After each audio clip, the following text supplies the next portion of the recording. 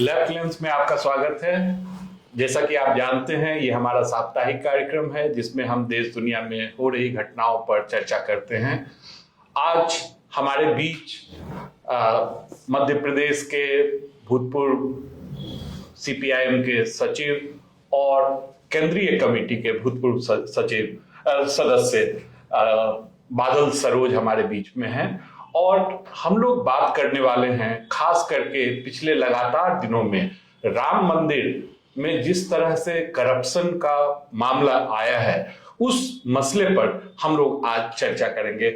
आपका स्वागत है। बहुत बहुत धन्यवाद। तो हम लोग चर्चा की शुरुआत यहीं से करते हैं जी कि कस्में वादे प्यार वफा सब वादे हैं, वादों का क्या, बातें हैं बातों का क्या, और उसके बाद जब देते हैं भगवान को धोखा, इंसा को क्या छोड़ेंगे। तो यहीं से हम लोग चर्चा की शुरुआत करते हैं। कैसे देखें इस पूरे प्रकरण को? देखिए, राम को सबसे ज्यादा लोकप्रिय किया है इस पूरे देश की, खास तौर से हिंदी पट्टी में तुलसीदास ने। तुलसीदास को मालूम था क्या होने वाला है, तो उन्होंने एक जगह पर लिखा था कि वंचक भगत कहाए राम के, किंकर कंचन को काम के। ये जो वंचक भगत है उनका राम से कोई ताल्लुक नहीं है, ये केवल लालची, लोभी और वासना में डूबे हुए लोग हैं। तुलसीदास ने ये बात 500-550 साल पहले कही थी। भारतीय जनता पार्टी और आरएसएस उसको चरितार्थ कर रही है। ये जितनी बड़ी चोरी हुई है, एक्चुअली उसको चोरी कहना एक अंडरस्टेटमेंट है। उनके परम प्रिय निर्माण समिति के जो अध्यक्ष हैं नृपेंद्र मिश्रा जी, उन्होंने कहा है इसको डकैती, और जब उन्होंने कहा है तो अपने को मान लेनी चाहिए कि वो सच ही बोल रहे होंगे। इतनी बड़ी डकैती है, इसलिए ये केवल एक इंसिडेंट नहीं है। ये जिस तरीके से प्रस्तुत करने की कोशिश की जा रही है कि कुछ लोगों को लालच आ गया, कुछ लोगों ने किया, ये व्यक्तियों द्वारा किया गया अपराध नहीं है। ये बाकायदा संगठित रूप से योजना बनाकर सैकड़ों करोड़ रुपए की संपत्ति, सोना चांदी वगैरह को साइफन किया गया है। और इसके लिए अगर कोई एक संगठन जिम्मेदार है तो उस संगठन का नाम है राष्ट्रीय स्वयंसेवक संघ। अगर इसके लिए कोई एक व्यक्ति जिम्मेदार है तो उस व्यक्ति का नाम है नरेंद्र दामोदर दास मोदी। क्यों? बिल्कुल क्यों? इसलिए कि ये जो अयोध्या में खड़ा हुआ है वो वाल्मीकि के राम का मंदिर नहीं है, ये तुलसी के राम का मंदिर नहीं है, ये दशरथ के बेटे और सीता के पति राम का मंदिर नहीं है। इस मंदिर को, ये मंदिर मोहन भागवत और नरेंद्र मोदी के राम का मंदिर है। इसलिए आप अगर देखना चाहेंगे तो धर्म के बारे में आपकी आस्थाएं, आपकी धारणाएं अलग हो सकती हैं, लेकिन हर धार्मिक पद्धति में, चाहे वो पारसी हो, चाहे वो यहूदी हो, चाहे वो ईसाई हो, चाहे वो मुस्लिम हो, चाहे वो हिंदू हो, हिंदू में वैष्णव हो, शाक्त हो, शैव हो, सब में जब धार्मिक स्थान की प्रतिष्ठा की जाती है तो उसकी एक परंपरा होती है, धर्म सम्मत, विधि सम्मत परंपरा होती है। इसके लिए पुराण लिखे गए, इसके लिए उपनिषद लिखे गए हैं और उनके आधार पर ही होती है। मैं एक आपको इंटरेस्टिंग चीज बताना चाहता हूं कि जब सीता को वापस लाने के लिए राम युद्ध छेड़ने के लिए जाते हैं और रामेश्वरम की स्थापना करते हैं, तो उसको प्राण प्रतिष्ठित करने के लिए उन्हें एक आचार्य की आवश्यकता होती है।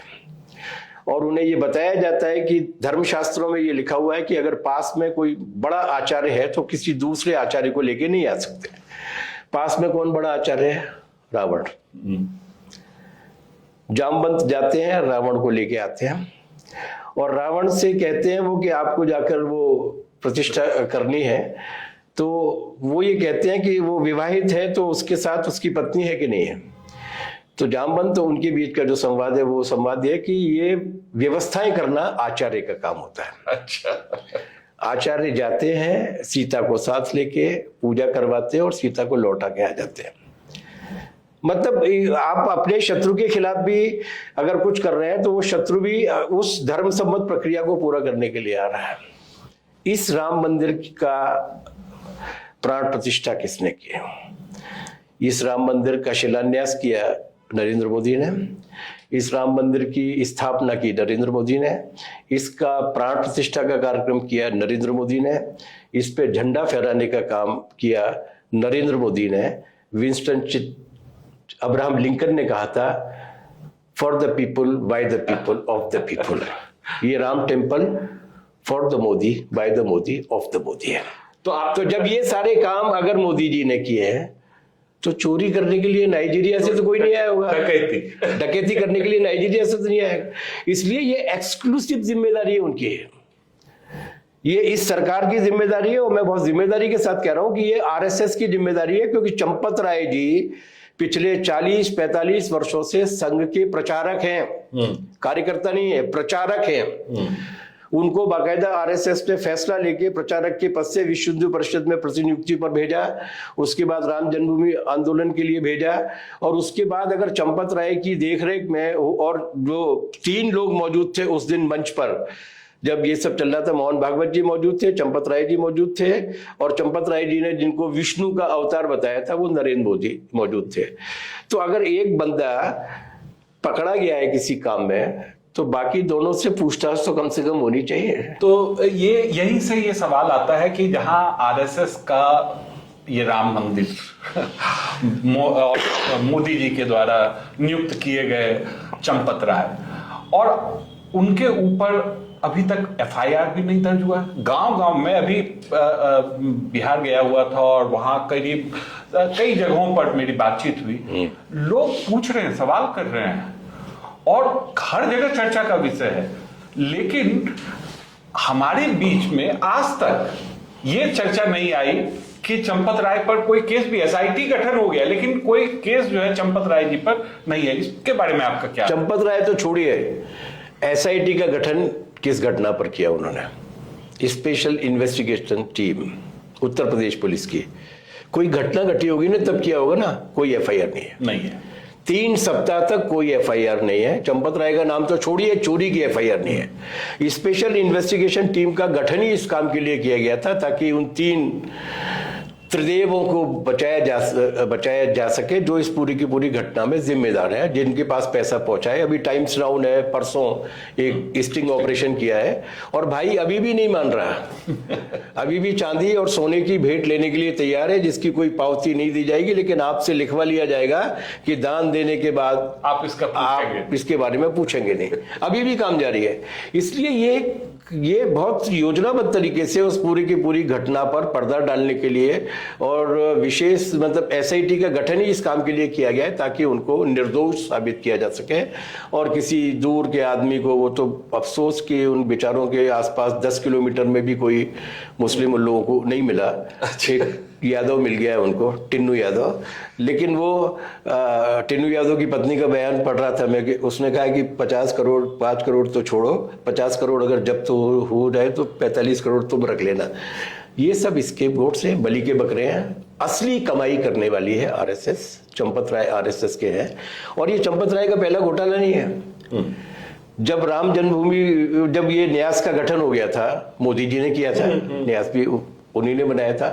उस न्यास ने जो जमीन खरीदी के घोटाले किए उसके डॉक्यूमेंटेड एविडेंस है। ये बहुत ही महत्वपूर्ण है, डॉक्यूमेंटेड एविडेंस है। 2021 की बात है, मैं गया हुआ था अयोध्या, तो वहां हमारे दोस्तों ने बताया कि किस तरीके से चंपत राय का सीधा हस्तक्षेप जमीन घोटाले मतलब आप एक जमीन खरीद रहे हैं, उस जमीन को फिर सैकड़ों करोड़ रुपए में बेच रहे हैं, 2 घंटे के अंदर 3 करोड़ की जमीन जो है 40 करोड़ में बिक रही है। तो वो और एक और अभी राम फकीरा मंदिर था, बहुत पुराने, मतलब ये माना जाता था कि राम जब अपने वस्त्र त्याग कर जंगल की ओर जा रहे थे तब उनको जो वलकल वगैरह के वस्त्र दिए गए थे जिसपे वो फकीर बन के गए थे, वो मंदिर भी ढा दिया गया क्योंकि उसको इन्होंने खरीद लिया था। तो ऐसी ऐतिहासिक चीजों को, ये एक बड़ा माफिया है। और चंपत राय के बारे में हमारी 1-2 सेलिब्रिटी एंकर्स हैं, वो बड़ी मोहित हुई जा रही थी कि 80 साल के हैं, 3 कमरों के मकान में रहते हैं।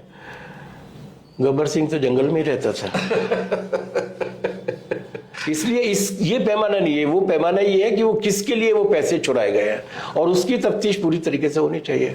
तो यहीं से एक सवाल जो निकल के आता है कि इतना बड़ा घोटाला है, हजारों करोड़ इसमें इन्वॉल्व है, तो ये गया कहाँ? क्या ये व्यक्ति के इसमें गया या किसी संगठन के इसमें गया, और आपके वक्तव्य से तो स्पष्ट है कि यह सांगठनिक डकैती है।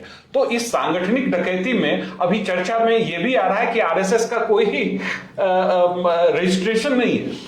तो ऐसे में ये जो पूरा घोटाला है, उस घोटाले को किस तरह के व्यक्ति का देखा जाए या सांगठनिक? व्यक्तियों का तो नहीं है, ये सांगठनिक घोटाला है। व्यक्तियों को कई बार थोड़ी बहुत, मतलब जिसको कहते हैं ना, जब बहुत सारी बौछार होती है तो बांध में, नदी में पानी भरता है तो आसपास के गड्ढों में भी थोड़ा सा पानी भर जाता है। थोड़ी बहुत रोजगारी उनके हिस्से में आई होगी। ये व्यवस्थित डकैती है। राष्ट्रीय स्वयंसेवक संघ और भारतीय जनता पार्टी, श्री नरेंद्र मोदी जी और मोहन भागवत जी को इस बात की जानकारी देनी चाहिए। जानकारी तो उनको ये भी देनी चाहिए कि 2014 के बाद उन्हें ऐसा कौन सा कल्प वृक्ष मिल गया है कि लगभग हर जिले में उनके सैकड़ों करोड़ के ऑफिस बन गए हैं। Not BJP, RSS. तो ये कहाँ से जैकपॉट बना है? तो ऐसी बहुत सारी चीजें, लेकिन इसमें कोई दो मत नहीं है कि ये आरएसएस, और चूंकि आरएसएस का मंदिर है, वो सारा नियंत्रण उनके पास है, सारे लोग उनके हैं, तो चोरी करने के लिए नाइजीरिया का तो कोई नहीं आएगा ना। बिल्कुल। तो जाहिर सी बात है। और आश्चर्य की बात यह है कि उनके जो सर कार्यवाह हैं, जनरल सेक्रेटरी, अभी उनका एक वक्तव्य भी आया है। उनके वक्तव्य आया है और दोनों भाषाओं में बोले हैं, शायद और भाषाओं में भी बोले होंगे। मैंने 2 भाषाओं में उनको सुनने का सौभाग्य मिला मुझे। कोई गिलानी नहीं है उसमें, किसी तरीके का गिल्ट नहीं है, किसी तरीके का खेद नहीं है। आपने करोड़ों लोगों की आस्थाओं को लांछित किया है। हम उनसे सहमत है कि नहीं सहमत, लेकिन सैकड़ों की संख्या में लोग, कार सेवक हो या नॉन कार सेवक हो, मारे गए इस आंदोलन में आपके उकसावे पे। उनकी आस्था को कोई प्रश्न नहीं है। आप निर्लज्जता के साथ कह रहे हो, बल्कि आखिर में उन्होंने, आखिरी का जो 1 मिनट है, वो तो बहुत ही किसी भी जिम्मेदार सामाजिक नेता के लिए बहुत ही लज्जाजनक है, जब उन्होंने कहा कि जो भी इस चोरी की बात करेगा वो दरअसल हिंदू धर्म का विद्रोही है, देश का द्रोही है। तो यही वो खोल है जहां डकैती और चोरी करने के बाद उस खोल के अंदर वो सिमट जाते हैं, और वो है आस्था। तो इस आस्था के नाम पर ही हमने देखा कि राम मंदिर का पूरा एक आंदोलन चला, और उस आंदोलन के साथ ही भ्रष्टाचार मुक्त वो अन्ना हजारे आंदोलन, और उसके बाद ही इनको ये दिल्ली की गद्दी हम कहें कि वो मिली। और अब जब दूसरी स्थिति है, तो क्या इसका एक राजनीतिक इसमें वैकल्पिक राजनीति दिखाई दे रही है? वो 2024 का चुनाव हार चुके हैं। अगर वो उस चुनाव में जितनी तिकड़म की गई थी वो तिकड़म नहीं की गई होती तो बहुमत तो उनका खत्म हो ही गया था।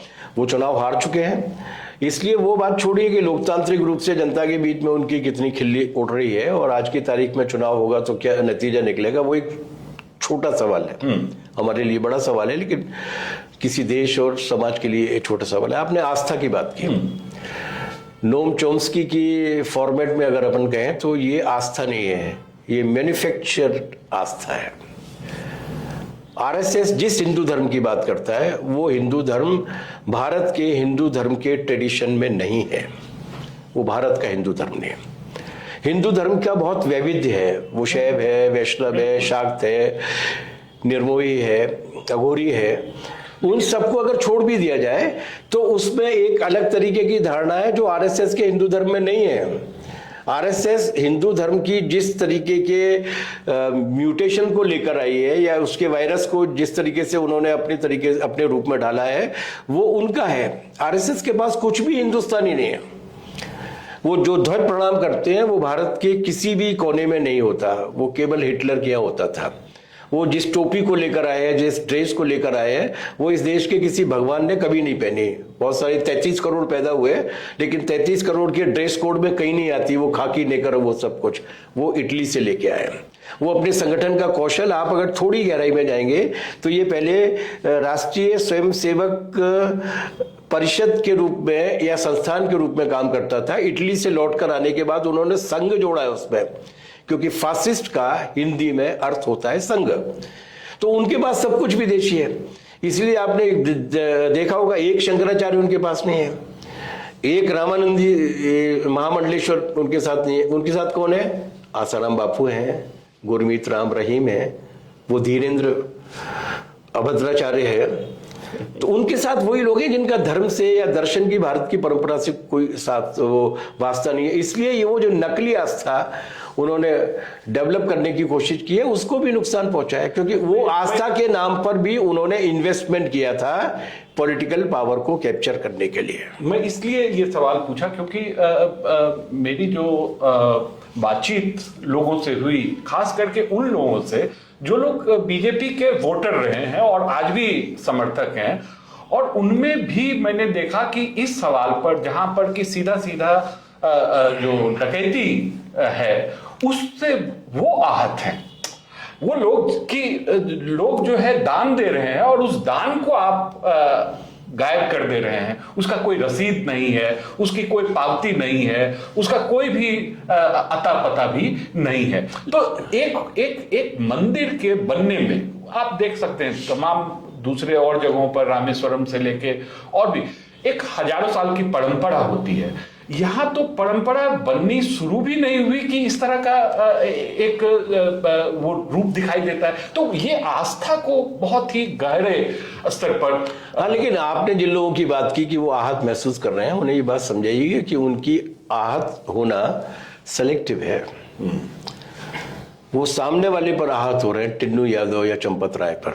अगर चंपत राय पर हो रहे हैं तो असली मुजरिम को उन्हें पकड़ना पड़ेगा, और असली मुजरिम वो है जो रिलीजन को पॉलिटिक्स के रूप में इस्तेमाल करने की कोशिश करते हैं। बड़े अपराधी धर्म के वही हैं। स्वामी विवेकानंद ने इस बात को बहुत सुंदरता के साथ कहा है। उन्होंने अपने शिकागो के भाषण में भी कहा, उसके बाद भी कहा कि किसी भी धर्म को किसी दूसरे धर्म से कोई खतरा नहीं है, हर धर्म को उसके एजेंटों से खतरा है। और उन्होंने बाकायदा सवाल उठाए थे कि ये सब, मतलब जो सवाल उनके थे वो ठीक उसके विपरीत ये आचरण कर रहे हैं। इसलिए जो आहत है उनको ये समझना पड़ेगा कि ये दरअसल धर्म की दुकान बना के उस धर्म के अपने रूप को वैसा ही नुकसान पहुंचा रहे हैं जैसा ओसामा बिन लादेन ने इस्लाम को पहुंचाया, जैसा बेंजामिन नेतन्याहू ने दुनिया के सबसे शांतिप्रिय समझे जाने वाले धर्म यहूदी धर्म को पहुंचाया। उसी तरीके का नुकसान ये हमारे हिंदू धर्म को पहुंचा रहे हैं। और इनका धर्म से कोई विश्वास भी नहीं। इनके जो पिताश्री हैं, वैचारिक पिताश्री, उनका नाम है विनायक दामोदर सावरकर। उन्होंने अपनी ऑटोबायोग्राफी में, अपने परिचय में ये बात लिखी है कि मैं नास्तिक हूं। वो नास्तिक है, लेकिन हिंदू धर्म के नाम पर वो हिंदुत्व के नाम, तो इसलिए हिंदू धर्म और हिंदुत्व में फर्क करना पड़ेगा। ये शऊर सीखना पड़ेगा कि उसका धर्म से कोई ताल्लुक नहीं है। खुद सावरकर ने बोला कि मैं जिस हिंदुत्व की बात करता हूं उसका हिंदू धर्म की परंपराओं और आस्थाओं के साथ कोई संबंध नहीं है।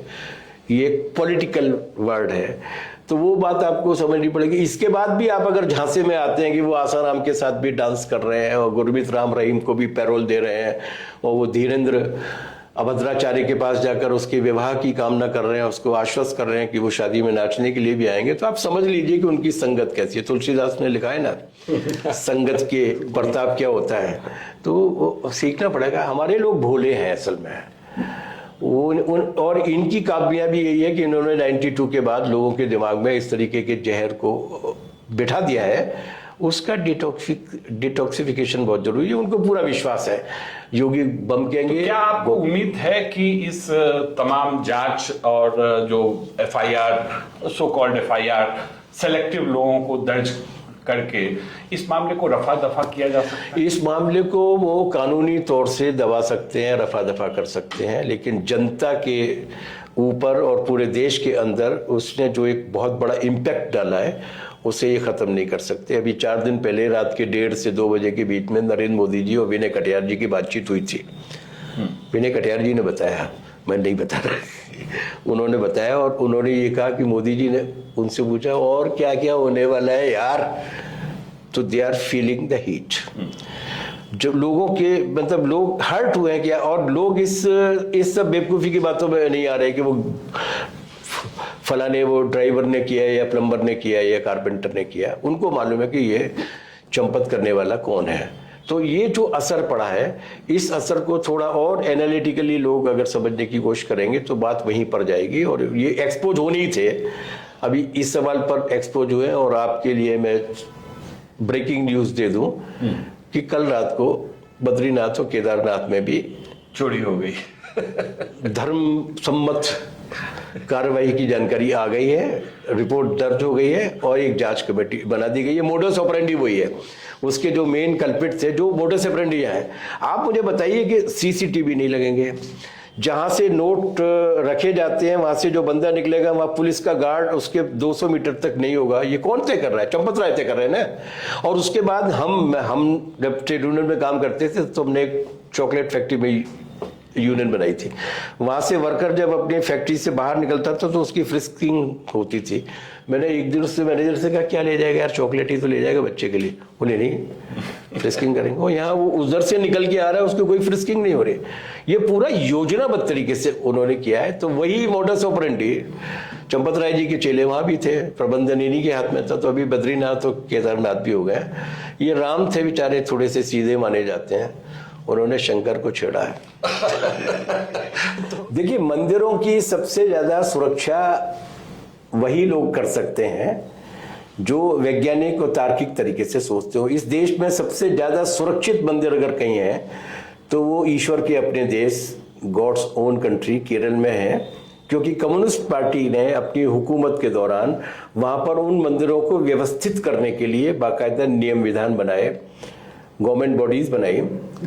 गवर्नमेंट बॉडीज के रहते हुए, गवर्नमेंट ऑफिसर के रहते हुए जितना थोड़ा बहुत भ्रष्टाचार संभव है वो हुआ, लेकिन ऐसी कोई डकैती की खबरें वहां पर नहीं आई। जबकि वहां पर बहुत संपत्ति वाले मंदिर हैं। तो इनकी व्यवस्था जो है इन पंडों और पुरोहितों के हाथ से छीन कर बाकायदा डेमोक्रेटिकली इलेक्टेड बॉडीज को दी जानी चाहिए, जो केरल में उन्होंने दी है। और एक और काम केरल ने किया है, और वो ये किया है कि परंपरागत रूप से सैकड़ों वर्षों से लूट पर जिसने एकाधिकार बनाया हुआ है उन्हें अब थोड़ा रिटायरमेंट देना चाहिए। इसीलिए केरल पहली सरकार थी जिसने ओबीसी को, दलित को, महिलाओं को, इन सबको पुजारियों में, पुरोहितों में भी रिजर्वेशन दिया, क्योंकि उनमें भी उस तरीके की योग्यता है। तो जब इस तरीके का विकेंद्रीकरण होगा और इस तरीके का रिप्रेजेंटेशन होगा तो जाहिर सी बात है कि तो आप कहना ये चाह रहे हैं कि अयोध्या का जो राम मंदिर है उसका भी इसी तरह से एक किस्म से सरकारीकरण, तुरंत अयोध्या के राम मंदिर का तुरंत सरकार को अपने हाथ में लेना चाहिए।